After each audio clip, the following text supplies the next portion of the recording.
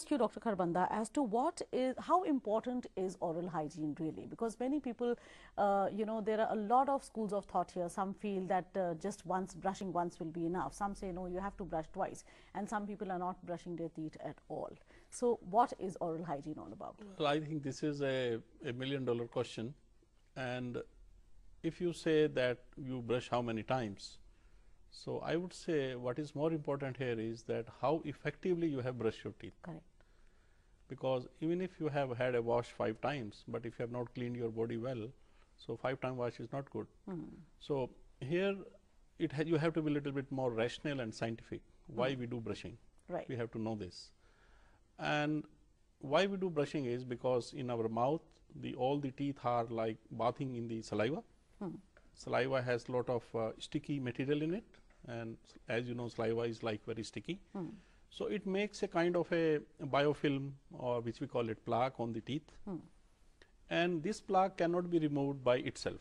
It can get removed if you are taking a lot of fibrous foods, lot of natural foods. They rub against the teeth and some part of plaque is removed. But the trouble is that the most of the plaque which causes disease is near the gums or in between the teeth, contact points. And that is the area which needs to be cleaned. And if we say that teeth are clean, it means plaque is 0. And for the plaque to be 0, one has to really know how to meticulously clean the teeth. And now they say that if you are able to keep plaque score 0 twice in a day, that is very good. But every mouth is different. Some mouth need more than twice brushing. They are the special cases. Right. Okay, now Dr. Sunita, we all know that the tongue also requires a lot of cleaning. Maybe just brushing the teeth will not be enough. So is that true, or one can just about brush and not really bother too much about the tongue? No, it's extremely important to even clean. Now, Dr. Jitendra, we see a lot of times, many people have bad breath. So is bad breath the result of wrong kind of brushing or not brushing at all, or could there be other underlying causes as well?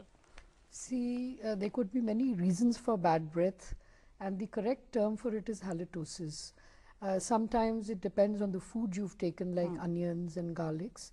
At times it is due to gum problems that cause bad breath as well.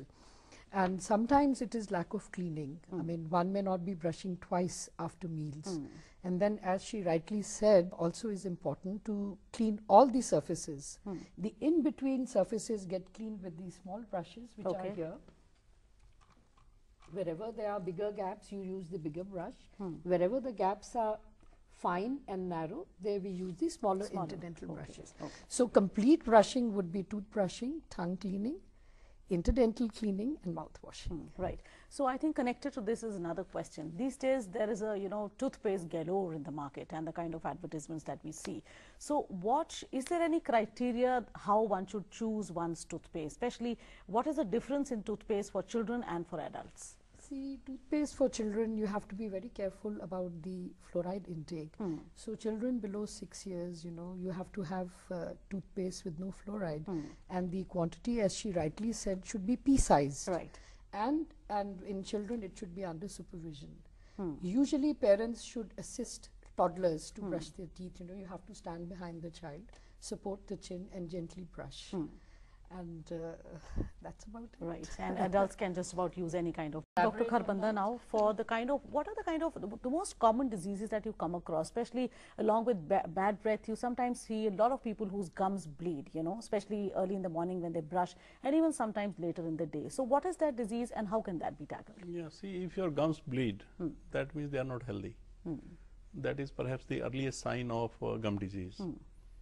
And quite often, if your gums start bleeding, you avoid brushing that area and you don't want them to bleed.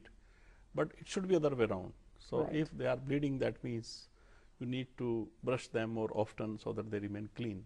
But at the same time, if there is a bleeding which is unusual, that will require a medical attention sometimes, because especially in children, if there is a bleeding after fever.